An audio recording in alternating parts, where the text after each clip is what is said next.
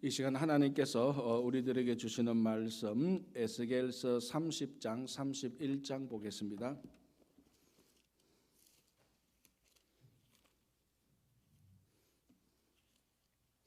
(30장) (31장) 두 장을 같이 이어서 보겠습니다. 먼저 30장입니다. 또 여호와의 말씀이 내게 임하여 이르시되 인자야 너는 예언하여 이르라. 주 여호와께서 이와 같이 말씀하시되 너희는 통곡하며 이르기를 슬프다 이날이여 하라. 그 날이 가깝도다. 여호와의 날이 가깝도다. 구름의 날일 것이요 여러 나라들의 때이리로다.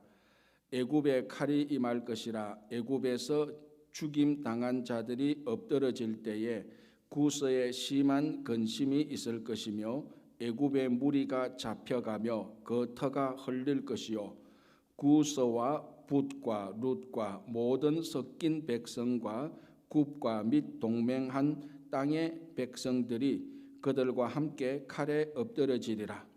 여호와께서 이같이 말씀하셨느니라. 애굽을 붙들어주는 자도 엎드러질 것이요 애굽의 교만한 권세도 낮아질 것이라. 믹돌에서부터 수에네까지 무리가 그 가운데에서 칼에 엎드러지리라. 주 여호와의 말씀이니라. 황폐한 나라들 같이 그들도 황폐할 것이며 사막이 된 성읍들 같이 그 성읍들도 사막이 될 것이라. 내가 애굽에 불을 일으키며 그 모든 돕는 자를 멸할 때에 그들이 나를 여호와인 줄 알리라. 그날에 사절들이 내 앞에서 배로 나아가서 염려 없는 구서 사람을 두렵게 하리니 애굽의 재앙의 날과 같이 그들에게도 심한 근심이 있으리라. 이것이 오리로다. 주 여호와께서 이같이 말씀하셨느니라. 내가 또 바벨론의 느부갓네살 왕의 손으로 애굽의 무리들을 끊으리니 그가 여러 나라 가운데에 강포한 자기 군대를 거느리고 와서 그 땅을 멸망시킬 때에 칼을 빼어 애굽을 쳐서 죽임당한 자로 땅에 가득하게 하리라. 내가 그 모든 강을 마르게 하고 그 땅을 악인의 손에 팔겠으며 타국 사람의 손으로 그 땅과 그 가운데에 있는 모든 것을 황폐하게 하리라. 나 여호와의 말이니라. 주 여호와께서 이같이 말씀하셨느니라. 내가 그 우상들을 없애며 신상들을 높 가운데에서 부수며 애굽 땅에서 왕이 다시 나지 못하게 하고 그 땅에 두려움이 있게 하리라. 내가 바드로스를 황폐하게 하며 소환에 불을 지르며 노 나라를 심판하며 내 분노를 애굽의 견고한 성읍 신에 쏟고 또 노 나라의 무리를 끊을 것이라. 내가 애굽에 불을 일으키리니 신나라가 심히 근심할 것이며 노 나라는 찢겨 나누일 것이며 높 나라가 날로 대적이 있을 것이라. 아웬과 비베셋의 장정들은 칼에 엎드러질 것이며 그 성읍 주민들은 포로가 될 것이라. 내가 애굽의 멍에를 꺾으며 그 교만한 권세를 그 가운데에서 그치게 할 때에 드합 너에서에서는 날이 어둡겠고 그 성읍에는 구름이 덮일 것이며 그 딸들은 포로가 될 것임이라. 이같이 내가 애굽을 심판하리니 내가 여호와인 줄을 그들이 알리라 하셨다 하라. 11째 해 첫째 달 7째 날에 여호와의 말씀이 내게 임하여 이르시되 인자야 내가 애굽의 바로 왕의 팔을 꺾었더니 칼을 잡을 힘이 있도록 그것을 아주 싸매지도 못하였고 약을 붙여 싸매지도 못하였느니라. 그러므로 주 여호와께서 이같이 말씀하셨느니라. 내가 애굽의 바로 왕을 대적하여 그 두 팔 곧 성한 팔과 이미 꺾인 팔을 꺾어서 칼이 그 손에서 떨어지게 하고 애굽 사람을 뭇 나라 가운데로 흩으며 뭇 백성 가운데로 해칠지라.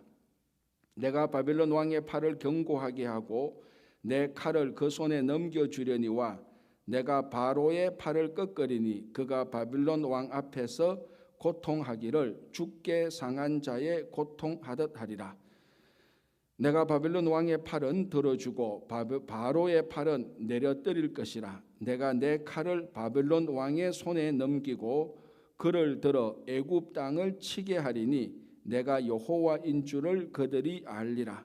내가 애굽 사람을 나라들 가운데로 흩으며 백성들 가운데로 해치니 내가 여호와인 줄을 그들이 알리라. 31장 11째 해 셋째 달 초하루에 여호와의 말씀이 내게 임하여 이르시되 인자야 너는 애굽의 바로 왕과 그 무리에게 이르기를 내 큰 위엄을 누구에게 비하랴. 볼지어다 아수르 사람은 가지가 아름답고 그늘은 숲의 그늘 같으며 키가 크고 꼭대기가 구름에 닿은 레바논 백향목이었느니라. 물들이 그것을 기르며 깊은 물이 그것을 자라게 하며 강들이 그 심어진 곳을 둘러 흐르며 두개 물이 들의 모든 나무에까지 미치매 그 나무가 물이 많으므로 키가 들의 모든 나무보다 크며 굵은 가지가 번성하며 가는 가지가 길게 뻗어나갔고 공중의 모든 새가 그 큰 가지에 깃들이며 들의 모든 짐승이 그 가는 가지 밑에 새끼를 낳으며 모든 큰 나라가 그 그늘 아래에 거주하였느니라.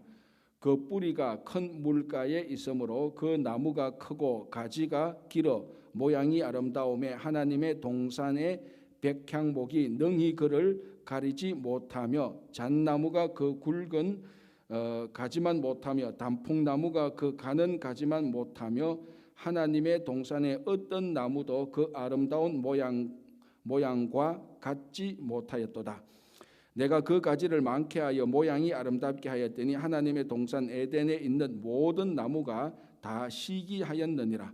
그러므로 주 여호와께서 이같이 말씀하셨느니라. 그의 키가 크고 꼭대기가 구름에 다 높이 솟아났으므로 마음이 교만하였은즉 내가 여러 나라의 능한 자의 손에 넘겨줄지라. 그가 임의로 대우할 것은 내가 그의 악으로 말미암아 쫓아내었음이라.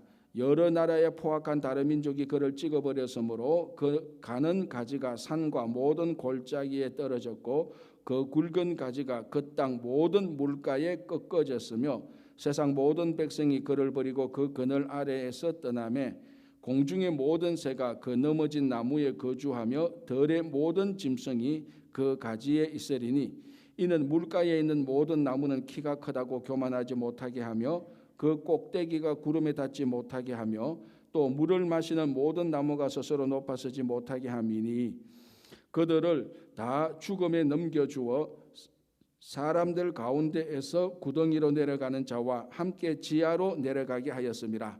주 여호와께서 이같이 말씀하셨느니라. 그가 서울에 내려가던 날에 내가 그를 위하여 슬프게 울게 하며 깊은 바다를 덮으며 모든 강을 쉬게 하며 큰 물을 그치게 하고 레바논이 그를 위하여 슬프게 울게 하며 들의 모든 나무를 그로 말미암아 쇠잔하게 하였느니라. 내가 그를 구덩이에 내려가는 자와 함께 서울에 떨어뜨리던 때에 백성들이 그 떨어지는 소리로 말미암아 진동하게 하였고 물을 마시는 에덴의 모든 나무 곧 레바논에 뛰어나고 아름다운 나무들이 지하에서 위로를 받게 하였느니라. 그러나 그들도 그와 함께 서울에 내려 칼에 죽임을 당한 자에게 이르렀나니 그들은 옛적에 그의 팔이 된 자요 나라들 가운데에서 그 그늘 아래에 거주하던 자니라. 너의 영광과 위대함이 에덴의 나무들 중에서 어떤 것과 같은고 그러나 너가 에덴의 나무들과 함께 지하에 내려갈 것이요 거기에서 할례를 받지 못하고 칼에 죽임을 당한 자 가운데에 누우리라. 이들은 바로와 그의 모든 군대니라. 주 여호와의 말씀이니라 하라. 아멘. 오늘 제단에 기아내물 드리는 손길들이 있습니다. 빈예인 최연주 1000번째, 빈예진 1000번째, 김현숙 집사님, 박경수 장로님 감사, 서정아 집사님, 서선옥 장로님 감사, 조영구 장로님, 조수진 장로님 감사의 물 드립니다. 우리 먼저 기도하겠습니다. 하나님 아버지 감사합니다. 오늘 또 하루를 시작합니다. 또 첫 시간입니다. 주님 앞에 나와왔습니다. 혹 영상으로 함께 새벽 기도에 참여하게 됩니다. 오늘도 우리가 함께 나누는 말씀을 통하여서 하나님의 음성을 온전히 들을 수 있도록 도와주시고 하나님의 마음을 알아 잘 실천할 수 있도록 인도해 주시옵소서. 이제 코로나 막바지에 이르렀습니다. 하나님께서 끝까지 지켜주시고 저희들이 이제 일상에 돌아갈 준비를 잘 할 수 있도록 도와주시옵소서. 이 시간에도 귀한 예물을 올려드립니다. 올려드리는 손길들마다 복되게 하여 주시고 100배, 1000배, 10,000배의 복으로 갚아주시옵소서. 감사하오며 예수님의 이름으로 기도하옵나이다. 아멘.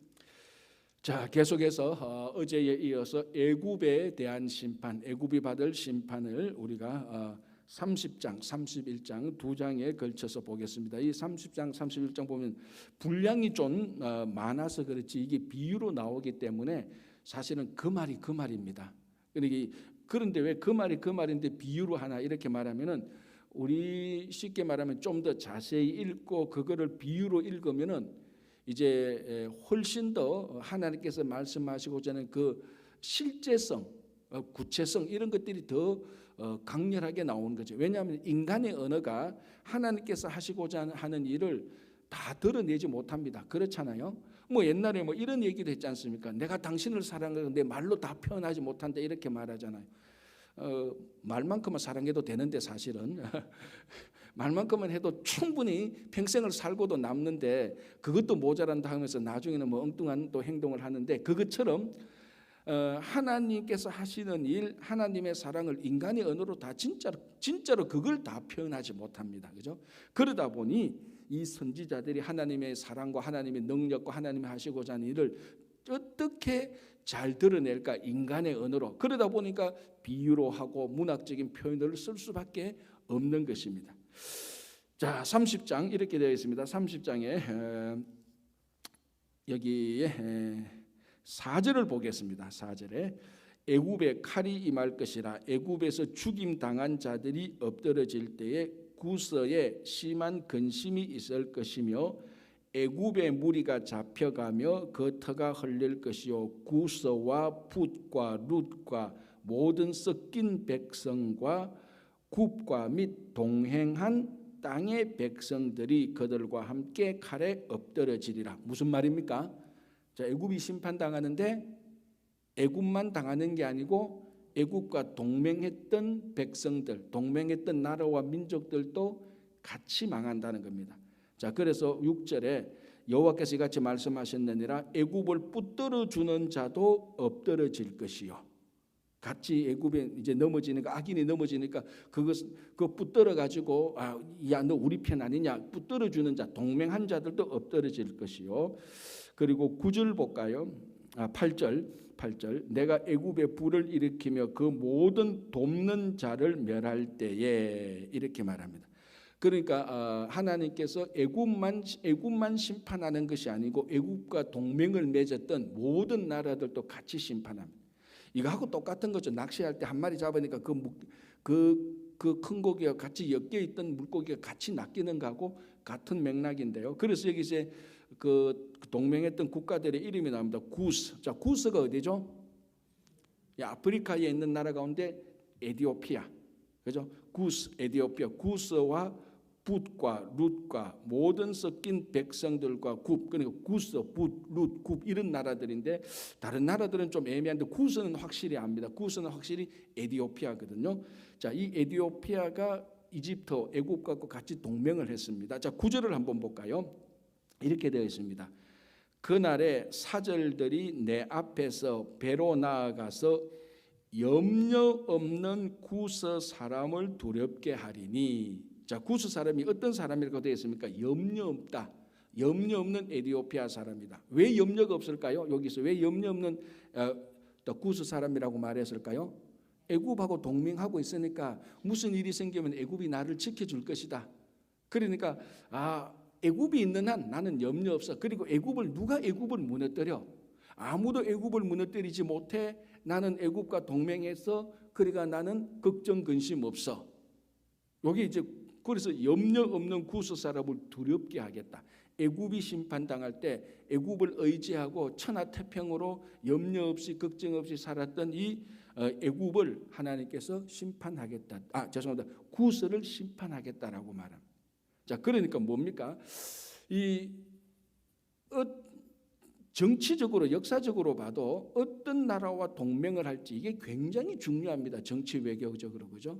뭐 제가 그걸 말할 계제는 아니죠. 제가 그걸 전공한 것도 아니고 정치가도 아닌데, 자, 우리 신앙적으로 말하면은 한 사람이 신앙을 가지고 살아갈 때에 자기 혼자만 신앙생활 똑바로 하고 자기 혼자만 하나님과 신앙 관계 가진다. 이거는 기독교 신앙의 본질이 아니라 그랬습니다. 기독교 신앙의 본질은 두 개라 그랬습니다. 십자가처럼 하나님과 나와의 관계가 이거 확실히 해야 되는 이건 분명하죠. 그러나 이것만 다가 아니고 수평적인 차원, 사람과 함께하는 공동체 차원입니다. 그죠? 그러니까 우리가 반드시 신앙생활할 때는 나와 함께 동맹하는 사람들이 있어야 됩니다. 자, 누구와 함께 동맹한다고 해서 이 동맹한다고 해서 나쁜 것은 절대로 아니거든요. 동맹 자체는 절대로 나쁜 게 아닙니다. 그러나 중요한 건 뭡니까?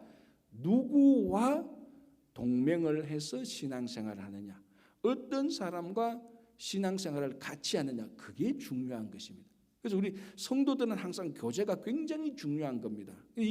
우리는 이제 교제라 그러면은 먹고 마시고 웃고 떠들고 이런 차원만 생각하는데 그거는 교제가 아니고 세상 사람들이 그냥 모여서 노는 것이고, 우리 교제라는 것은 그리스도를 중심으로 신앙적인 교제가 들어가야 된다. 물론 신앙적인 교제를 한다고 해서 우리가 웃고 떠들고 책 이야기나 영화 이야기 안 한다는 건 아닙니다. 그러나 우리 그 공동체의 본질은 신앙이어야 된다는 것입니다. 그러면 우리가 신앙 공동체를 할 때는 내가 누구와 동맹할 것인가, 누구와 함께 연합할 것인가, 이거 굉장히 중요하죠. 그래서 내가 어떤 신앙의 이웃과 함께 할 것인가 굉장히 중요한 겁니다.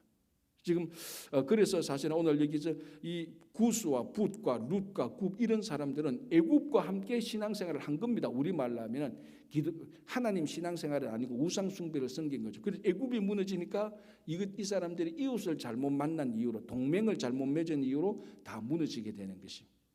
그래서 우리도 신앙생활 할 때 이 사람이 참 사회적으로 다 좋고 다 멋지고 그런 게 자체는 나쁜 게 아니지만 가장 본질적으로 정말 이 사람과 이런 사람들과 이런 교회와 같이 신앙생활을 할 때 내가 정말 이 신앙에 큰 유익이 있겠다, 그런 신앙의 동맹을 잘 맺어야 되는 것입니다. 이 애굽하고 동맹을 잘못 맺어가지고 망했던 이런 나라들한테서 우리가 교훈을 배울 수 있는 것입니다. 자, 10절에서 12절 이 애굽을 이제 심판하는데 하나님께서 바벨론을 통하여서 바벨론을 사용하여서 애굽을 심판합니다. 자, 이게 사실은 우리 나중에 가면은 하박국이 고민했던 문제들하고 별반 다르지 않습니다. 하박국의 고민이 뭡니까? 왜 악인들이 잘 되는 겁니까? 첫 번째 고민. 그러니까 하나님께서 악인을 칩니다. 근데 악인을 치는데 악인을 치는 악인은 더 큰 악인이에요. 또 고민이 생기는 거예요. 하나님, 악인이 왜 잘못됩니까? 하니까 알았어, 내가 악인을 쳐줄게. 그런데 보는 것보다 더 큰 악인입니다. 이게 이제 우리가 하박국 나중에 하박국 할 때 우리 같이 좀 더 깊이 보겠지만은 오늘도 보십시오. 애굽을 칩니다. 애굽이 우상 숭배했던 나라고 어제 우리가 본 것처럼 바다에 누운 큰 악어라 그랬습니다. 이건 전형적인 악인이죠. 이 악인을 치는데 누구를 사용하냐? 선인, 착한 사람을 사용하는 게 아니고 더 큰 악인 바벨론을 사용하는 거예요. 그러니까 악인이 심판하도록 하나님께서 그 악인을 사용하는 겁니다. 그래서 바벨론은 하나님의 손에 놓인 진노의 막대기였습니다. 별명이. 자, 애굽은 바다에 누운 큰 악어였다면은 바벨론은 하나님의 손에 있는 진노의 막대기. 그래서 하나님께서 이 진노의 막대기로 다 심판합니다. 아수르도 심판했거든요. 그리고 애굽도 심판했거든요. 우리 볼 때도 암몬도 심판하고 이제 중요한 것은 예루살렘도 심판했다는 것입니다. 그러니까 하나님께서 악인을 심판할 때 악인을 사용하고 더 큰 악인을 사용하고 선한 사람, 하나님의 백성을 심판할 때, 하나님의 백성을 훈련시킬 때도 여전히 악인을 통하여서 훈련시켰다는 거예요. 예루살렘을 하나님께서 진노의 막대기 바벨론으로 들어서 썼다는 거죠. 이게 이제 그 당시 사람들이 잘 이해가 안 된 겁니다. 오늘날 이 오늘날 또 저희들이 이런 문제로 갈등이 될 때가 있습니다. 아니 하나님의 백성을 훈련시키고 하는 것은 다 좋은데 나보다 더 신앙이 성숙한 사람, 나보다 더 내가 존경할 만한 사람들을 통하여서 나를 다듬지 정말 악인 중에 악인을 통해서 나를 왜 다듬느냐, 그에 대한 갈등이 생기는 겁니다. 그런데요 여러분, 원래 제일 악한 조교 밑에서 제일 훈련을 잘 받습니다. 선한 조교 밑에서는 훈련이 안 돼요.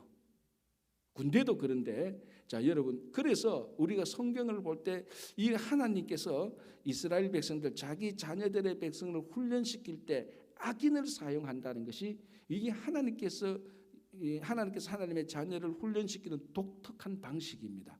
우리가 그것을 이해한다면은 지금 우리 주변에 있는 악인들과 나와의 관계를 굉장히 많이 이해할 수가 있습니다. 자, 예를 들어서 가장 대표적으로 요셉을 보십시오. 하나님께서 요셉을 잘 훈련시킵니다. 그래서 애굽의 총리로 쓰는데 하나님께서 요셉을 훈련시킬 때 선한 사람을 통해서 훈련시킨 적 없습니다. 요셉이 만난 사람들은 전부 다 악한 사람이고 자기한테 관심을 가져주는 것 같지만 자기 나중에 감옥에 나가면 또 좋은 일하고, 보디발의 아내들, 애굽으로 가는 미디안 상인들. 여러분, 애굽으로 가는 미디안 상인들은요, 우리말로 하면 지금 어떤 상인들이지 않고 노예 상인들이요. 쉽게 말하자면 사람들 파는, 사람 장사하는 사람들입니다. 그 사람 악인 중에 악인이죠. 물론 이제 요셉의 형들 악인은 아니었지만 그때 요셉을 미디안 상인으로 애굽으로 가는 미디안 상인으로 팔 때 그 순간은 요셉의 형들은 악인들이었습니다. 이렇게 감안해 보면은 하나님께서 하나님의 백성을 다룰 때에요, 선한 사람을 통해서 안 다루어요. 악한 사람을 통해서 다루어서 굉장히 성숙하고 하나님의 사람으로 빚어내는 것입니다. 자, 그걸 안다면은 여러분 주변에 내가 신앙생활 열심히 하고 내가 착하게 사는데 왜 내 주변에 하나님께서 이런 악인을 붙여주셨나? 이제 아주 쉽게 해결할 수 있습니다. 이 악인을 통해서 하나님께서 나를 다듬게 하는구나. 그런데 그 악인이 없으면요, 내가 안 다듬어져요. 마음은 편하고 몸은 편할 수 있겠지만, 그러나 그 악인을 통하여서 우리가 성숙해지고 우리가 변화를 갖게 되는 것입니다. 그렇게 보면 오늘 이 하나님께서 악인을 다룰 때도 악인을 쓰고 선한 사람을 사용할 때도 하나님께서 악인을 쓴다는 것입니다. 그래서 이 악인은 하나님의 진노의 심판, 진노의 막대기, 하나님의 도구에 불과한 것입니다.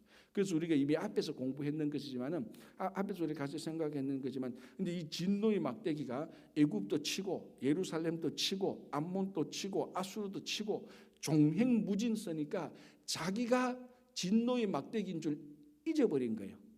진노의 막대기인데 자기가 진노하는 주체인 줄 알고 바벨론이 멋대로 교만하다가 이제 드디어 하나님에게 이 바벨론도 심판당하는 것을 우리가 나중에 볼 수 있는 겁니다. 그렇죠? 자, 그래서 여기서 보면은 10절에서 12절까지 보면은 하나님께서 바벨론을 통하여서 심판한다는 게 나오는데 10절 보겠습니다. 주 여호와께서 이같이 말씀하셨느니라. 내가 또 바벨론의 느부갓네살 왕의 손으로 애굽의 무리들을 끊으리니. 바벨론의 느부갓네살 손으로 애굽의 무리들을 끊는다. 악인을 통해서 더 큰 악인이 작은 악인을 심판하는 것하고 마찬가지입니다. 자, 그 심판 가운데, 애굽의 심판 가운데 12절을 한번 보시기 바랍니다. 내가 그 모든 강을 마르게 하고, 애굽에 있는 모든 강을 마르게 한다. 자, 애굽이 가장 크게 인류 역사적으로 자랑했던 것이 사실은 두 개 있습니다. 하나는 피라미드, 하나는 나일강이에요. 이 두 개는, 그러니까 피라미드는 인류 역사적으로 계속해서 자랑했던 것이고, 나일강은 그 당시에 제가 어제도 말씀드리고 여러분들 다 알다시피 나일강은 애굽의 정체성입니다. 그리고 나일강에서 세계 4대 문명이 일어난 것처럼. 그래서 또 나일강만 있습니까? 나일강에 인하여서 뻗어나가는 지류들이 있잖아요. 작은 강들이 있잖아요. 그러니까 이 큰 강 하나가 자기 나라에 있다는 것이요, 얼마나 큰 유익이 있는지 모릅니다. 강뿐만 아니라 강에서 뻗어나가는 지류들, 그래서 조그만 도시들도 다 살아나는겁니다. 그리고 이 강 하나가 나라와 민족을 먹여 살리는 거예요. 그래서 오죽했으면 애굽 사람들이 그 나일 강을 신으로 숭배했겠습니까? 강을 그냥, 사실은 강이 아니고 바다죠, 바다. 이 나일 강을 신으로 숭배했는데 하나님께서 애굽을 칠 때 어떻게 한다고요? 12절 내가 그 모든 강을 마르게 하고. 그러니까 심판할 때 자기 정체성, 심판받는 자의 정체성을 치는 겁니다. 사실은 그게 심판 맞죠. 자기 정체성이라는 것은 자기가 또 잘하는 것 장점이죠. 그러니까 자기 장점, 제가 계속 말씀드리면 자기 장점 때문에 나중에 그것 때문에 교만해지고 그것 때문에 잘 나가다가 그것 때문에 하나님에서 멀어지고 그것 때문에 심판받습니다. 자, 여러분 지금은 멀쩡하게 새벽기도 앉아 있지만은 옛날을 가만히 생각해 보면 하나님을 좀 떠났던 때가 다 있잖아요, 그죠? 그 많은 가운데 내 약점 때문에 하나님을 떠났던 적은 없습니다. 내 약점 때문에 하나님 앞에 나오지요. 그렇잖아요. 내가 이거 부족하니까 이것 때문에 하나님 앞에 나오게 되는 겁니다. 희한한 게요. 장점 때문에는요 하나님을 떠나게 돼요. 그러니까 우리한테 있는 약점이 나를 죽이는 게 아니고 약점이 나를 살려요. 사실 장점이 나를 살리는 것 같은데 장점을 핸들링하지 못하면 장점 때문에 하나님을 떠나게 돼요. 자, 만약에 내가 비즈니스 잘하는 은사가 있다, 능력이 있다, 이거 하나님께서 내게 주신 장점입니다. 비즈니스 하니까 잘 되고 잘 되니까 돈 벌고 돈 버니까 세상에 할 일 많고 하나님 생각 안 나죠. 결국은 그 장점 때문에 하나님을 떠나게 돼요. 그리고 내가 태어날 때부터 몸이 약해. 아주 약점이에요. 널리 건강 때문에 하나님 앞에 나가는 게 평생을 하나님 앞에 하나님 오늘은 오늘 또 이상하게 또 왼쪽 허리가 아프네요. 내가 뭐 잘못한 거였는데 또 이거 기도하고 또 그 다음 날은 또 오른쪽 허리가 아프네 기도하고. 그러니까 장점 때문에 하나님을 떠나고 약점 때문에 하나님 앞에 나오는 거예요. 그래서 여러분들이 가지고 있는 장점과 약점에 대한 하나님의 관점으로 볼 때 지금까지 내가 이거 약점인데 이것 때문에 내가 굉장히 내 인생을 투덜거렸는데 그게 투덜거릴 게 아니라니까요. 그것 때문에 지금까지 어쩌면 살아있는 거예요. 장점 이거 가지고 내가 어깨 내가 이런 은사가 있고 이런 거 내가 잘하는데 그것 가지고 사람들한테 의시됐는데 그것 때문에 멸망하게 될 것이라는 것을 굉장히 조심해야 됩니다. 그래서 애굽의 모든 강을 마르게 하고 애굽에 있는 나일 강으로부터 지류된 나일 강뿐만 아니라 모든 강을 애굽의 가장 큰 자랑거리를 하나님께서 그걸 치기 시작하는 겁니다. 이게 심판이죠, 그렇죠? 자, 이제 13절부터 19절까지 보면은 애굽에 있는 8개 도시를 칩니다. 애굽에 8개 도시만 있겠습니까? 그죠? 수없이 많은 도시들이 있는데 이 8개 도시가 나오는데 이 8개 학자들에 의하면은 제가 연구한 건 아닙니다. 학자들과 주석가들에 의하면은 이 8개 도시가 애굽에 있는 대표적인 우상 숭배를 했던 도시라고 보여진다. 그렇게 말을 하고 있습니다. 자, 볼게요. 그 도시를 제가 한번 볼게요. 여기에 14절부터 보면은 바드로스 13절에 놉입니다. 여호와 주 여호와께서 같이 말씀하셨느니라 내가 그 우상들을 없애며 신상들을 놉 가운데에서 이 놉이 하나의 지역 도시 이름이죠. 14절에 바드로스 그리고 소안 그리고 14절 끝부분에 노나라를 심판할 때 노이어서 나라는 어떤 지역을 말하는 겁니다.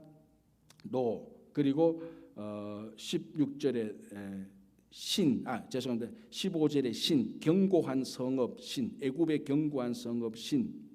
그리고 17절에 아웬과 비버셋. 그리고 18절 중간 부분에 드합느에스. 드합느에스 평생 아마 처음 발음할 겁니다. 여러분 입술을 열어서 드합느에스 발음할 날이 어디 있겠습니까? 이 성경에 있는 게 이때 이제 한번 발음해 보는 것도 괜찮죠. 드합느에스. 이게 옛날 고대에 있었던 도시 가운데 하나구나. 근데 이 다 우상들을 섬기는 도시였거든요. 그래서 제가 좀 조사를 해보니까 네 도시를 조사했는데 예를 들자면은 놉은 불의 신 프타와 황소의 신 아피스를 숭배했던 도시고요. 아까 노나라 노지역인데 노는요 태양신 아모느를 숭배했어요. 태양신도 태양신도 하나만 있는 게 아니고 여러 신들이 있어요. 태양신 아몬을 숭배했고 아웨는 태양신 라를 숭배했습니다. 라. 이게요 애굽도 태양신을 섬겼는데 애굽이 섬긴 태양신 이름도 라입니다. 라. 이름이 똑같아요. 자, 그리고 비베셋 아까 여기 비베셋이라고 했는데 아웬과 비베셋인데 비베셋은 고양이 형상을 가진 바스테트라는 신을 숭배했대요. 그러니까 지금 생각하면 참 우습죠. 고양이 형상 섬기는데, 그런데 실제로 우리 주변에 아직도 그런 사람들이 있다는 거예요. 참 이해가 안 되는데요. 뭐 세상에 이해 안 되는 게 뭐 너무 많으니까 그렇다고 넘어갑시다. 자, 이런 8개 도시들 하나님께서 딱딱 이름을 불러서 심판할 것이다. 우상을 섬겼고. 자, 그리고 여기서 우리가 하나 알 수 있는 것은요, 이렇게 8개 도시 이름을 말하면서 구체적으로 지명해서 심판할 것이다. 이 의미는 반드시 심판할 것이라는 겁니다. 자, 우리가 얘기를 할 때 뭐 대충 크게 둘러쳐서 얘기하는 거하고 그 안에 있는 자세한 것을 지적해서 얘기하는 거하고 우리가 어떤 느낌을 받습니까? 두리뭉실 둘러쳐서 얘기하면은 뭐 그렇겠지 이렇게 됩니다. 그렇겠지. 그런데 그 안에 있는 것을 하나하나 지적하면은 그렇겠지가 아니고 반드시 그렇게 된다라고 확신을 하는 겁니다. 그래서 우리가 중요한 약속을 할 때는 구체적으로 하는 겁니다. 그죠? 아주 중요한 약속은 목숨을 건 약속인데 뭐 다음 주 중순에 우리 한번 뭐 만나지. 그런 약속합니까? 자, 예를 들어서 우리 영화를 보면은 마약 밀수할 때 마약의 이 양이 많으면은 약속 장소하고 시간하고 철두철미하게 딱 해서 주변에 보안 처리하고 이 악당들이 만나잖아요. 그런데 그걸 만나는 그 다 목숨 걸린 사람인데, 야, 우리 뭐 저기 뉴저지 중간쯤 다음 달 중순에 한번 만나서 거래하지 뭐. 이리가 거래합니까? 그럼 거래하겠네. 근데 언제 어디서 어떻게 구체적인 게 아무것도 거래가 일어나지 않아요. 그러나 다음 주 이것을 우리가 다음 주 뉴저지 중간 에디슨 거 가면은 그 1번 도로 옆에 그 식당이 있는데 바로 그 자리. 그리고 다음 주 16일 오후 2시. 그러면 뭡니까? 반드시 하는 겁니까? 안 하는 겁니까? 반드시 하는 거죠. 이 심판도 그렇습니다. 하나님께서 애굽을 심판하겠다 이거 하고 애굽에 있는 도시를 탁탁 불러가면서 지적하면서 심판하겠다. 이건 반드시 심판하겠다는 하나님의 확실한 의지를 보여주는 겁니다. 그리고 8개 도시 보면 우리는 모르는데 이 당시 사람들은, 특별히 애굽에 있는 사람들은 이거 다 아는 거예요. 소환, 그리고 비베셋, 그 도시가 이미지가 확 떠오르잖아요. 딱 떠오를 때 전부 다 우상을 특별히 많이 섬기는 도시다. 하나님께서 심판하겠다 이렇게 얘기를 하고 있는 것입니다.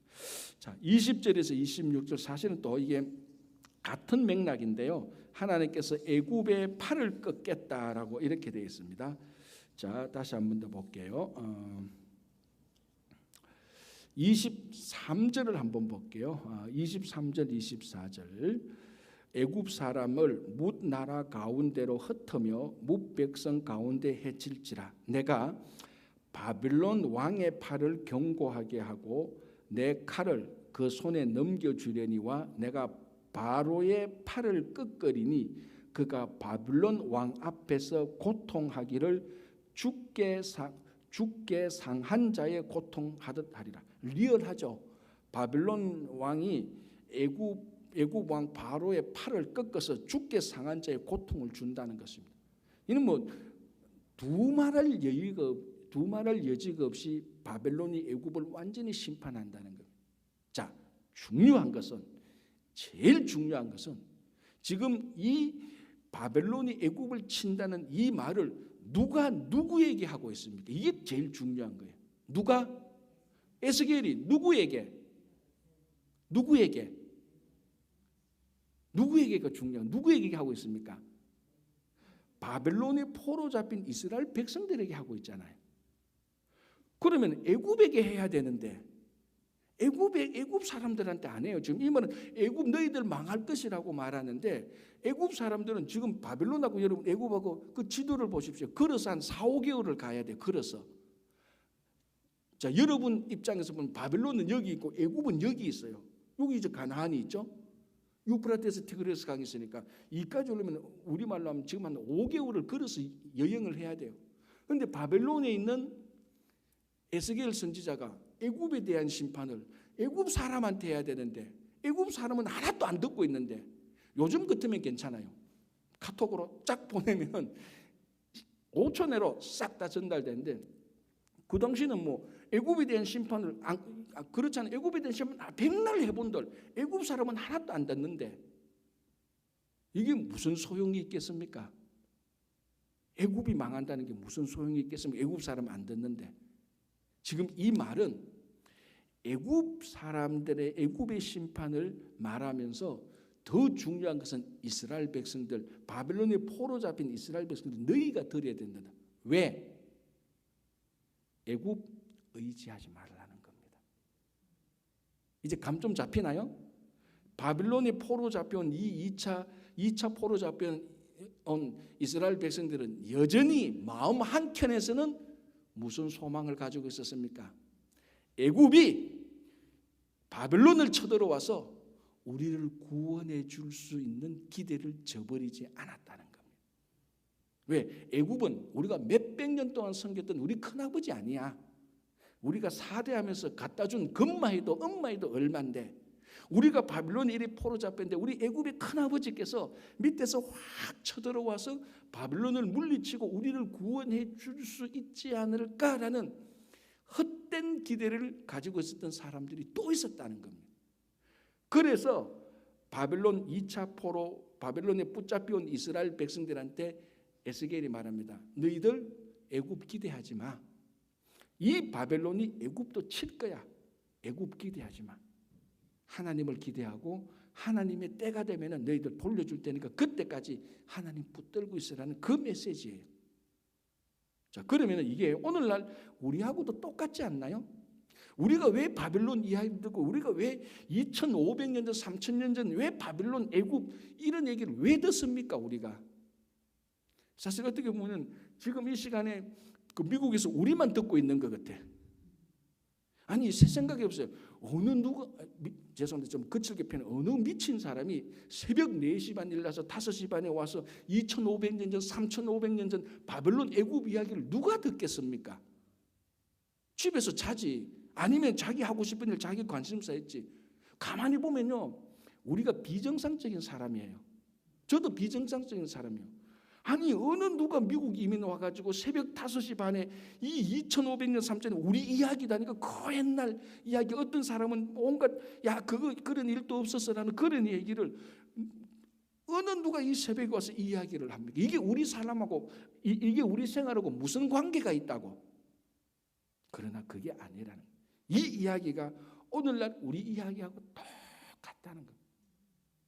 우리 주변에 애굽과 같은 사람이 있고 바빌론 같은 사람이 있고 아수르 같은 사람이 있고 두로 같은 사람이 있고 아니면 예루살렘이 나의 큰 가마요 나는 그 안에 있는 고기라 그렇게 하는 사람도 있다. 내가 교회만 가니까 교회 다니는 나를 누가 하나님께서 교회 다니는 나를 누가 멸망시키겠나 은근히 그렇게 생각하는 사람들이 있다고.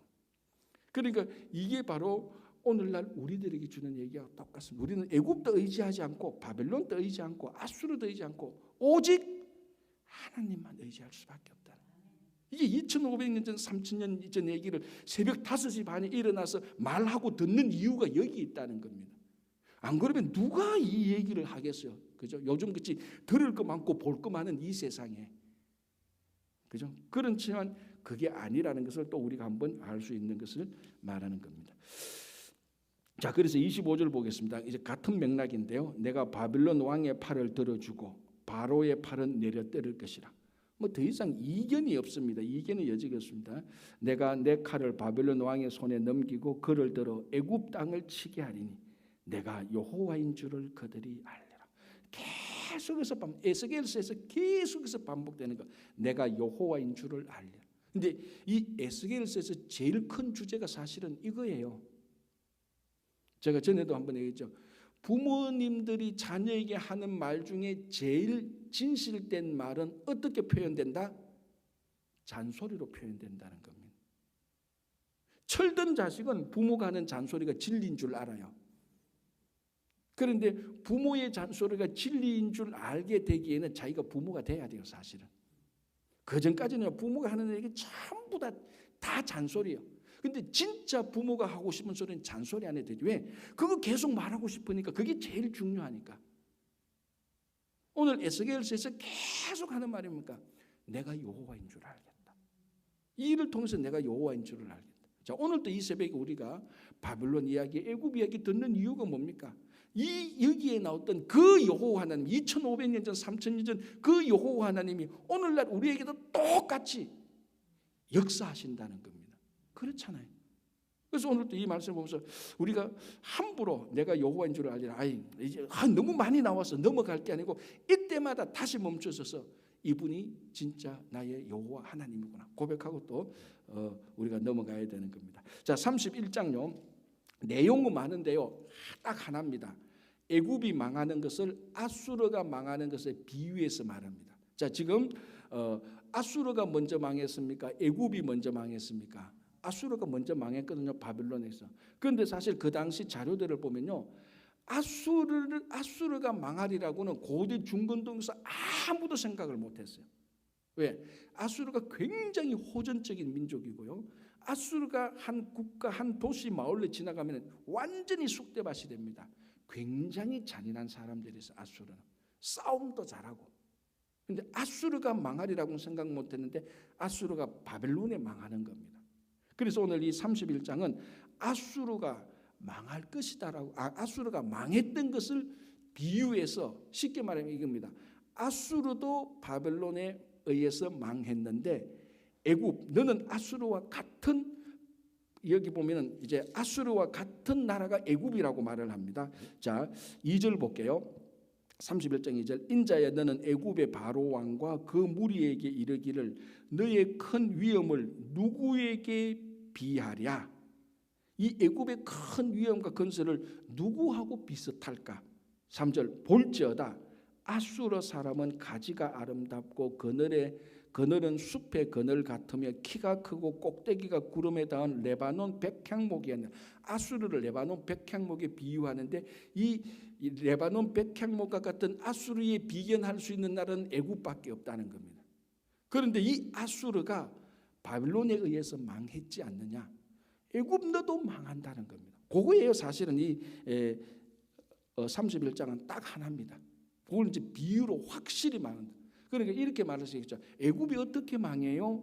하니까 야, 아수르도 망했다. 아수르하고 애굽하고 가장 비교할 수 있는, 가장 우리가 비슷한 무리로 같은 그룹에 넣을 수 있는 나라가 애굽하고 아수르인데 아수르가 바벨론에서 망해서 애굽도 똑같이 망할 거야. 확실히 과거 역사를 돌이켜서 애굽이 망할 거다고 말을 해줘. 그 오늘날 우리하고 똑같지 않습니까? 초림하신 예수님께서는 반드시 재림합니다.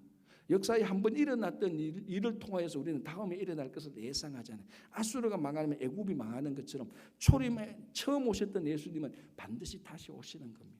그래서 우리가 이 말씀을 보면서 다시 한번 바로 이 하나님, 이 여호와가 우리 하나님이다 라는 것을 우리가 다시 생각하면서 심판은 반드시 있다. 우리가 매일매일 준비하는 삶이 되기를 간절히 바랍니다. 기도하겠습니다.